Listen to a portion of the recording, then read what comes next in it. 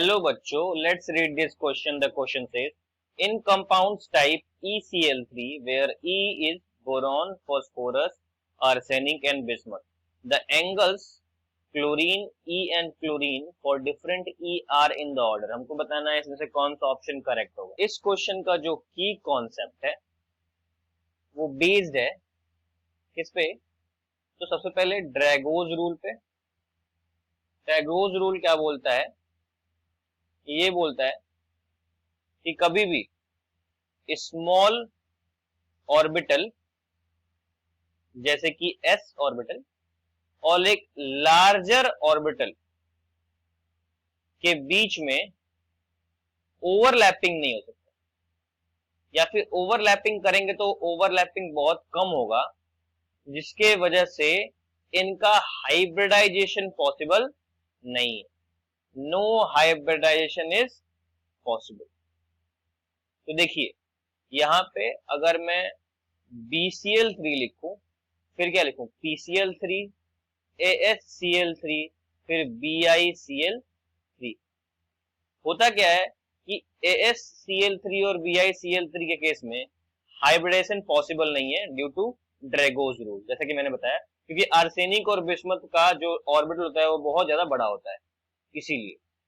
लेकिन इन दोनों में होगा, इन दोनों में क्या होगा? तो बोरॉन जो है वो किस ग्रुप का एलिमेंट है? तो बोरॉन जो है वो है ग्रुप नंबर 13 का एलिमेंट. तो ये क्या हो जाएगा? ये हो जाएगा हमारे पास, इसका बन जाएगा, ये बन जाएगा sp2 हाइब्रिडाइज. क्यों बन जाएगा?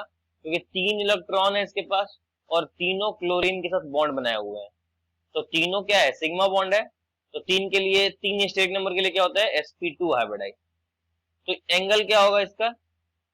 जो ये एंगल बनाएगा वो बनाएगा, तो ये बनाएगा एंगल, ऐसे बनेगा शेप, और इसका जो एंगल होगा वो होगा 120 डिग्री. तो ये जो एंगल बना ये 120 डिग्री बना. लेकिन PCl3 में जो एंगल होता है वो कितना होता है? तो पहले इसका शेप निकाल लेते हैं. तो PCl मतलब P का जो हमारा फॉस्फोरस जो है उसका जो ग्रुप होता है वो होता है ग्रुप नंबर 15. और ग्रुप नंबर 15 के जो एलिमेंट्स होते हैं उसमें 5 इलेक्ट्रॉन आउटर मोस्ट में होता है, और 5 इलेक्ट्रॉन आउटर मोस्ट में होने की वजह से जो 3 इलेक्ट्रॉन है वो क्लोरीन अपने से बॉन्ड बनाएगा और बच जाएगा 2 इलेक्ट्रॉन जो एक लोन पेयर की तरह काम करेगा. ठीक है. तो यहाँ पे 3+1 हो जाएगा. जो इस समय शेप क्या होता है? पिरामिडल शेप होता है. क्या होता है? Pyramidal shape. अब पिरामिडल शेप होने की वजह से इसका एंगल कितना होना चाहिए? तो पिरामिडल शेप होने की वजह से इनका एंगल जो होना चाहिए वो करीबन होना चाहिए 109.28 से कम, क्योंकि टेट्राहेड्रल में इतना ही होता है, तो इससे थोड़ा सा कम होना चाहिए. तो होता क्या है कि इलेक्ट्रोनेगेटिविटी क्या होती है? डाउन द ग्रुप घटती है. अब घटती है तो इसका मतलब इलेक्ट्रॉन इलेक्ट्रॉन रिपल्शन क्या होगा? कम होगा.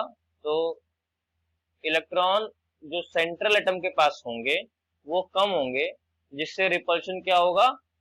कम होगा. इसीलिए एंगल क्या होगा? कम होगा. तो कौन सा ऑप्शन करेक्ट हो जाएगा? तो यहाँ पे देखिए सबसे अधिक एंगल किसके पास है? BCl3 के पास, उसके बाद PCl3 के पास, उसके बाद AsCl3 के पास, और लास्ट में क्या आता है? BiCl3 के पास. तो कौन सा ऑप्शन करेक्ट हो जाएगा? ऑप्शन नंबर बी करेक्ट हो जाएगा. I hope you got the answer. Thank you and best of luck.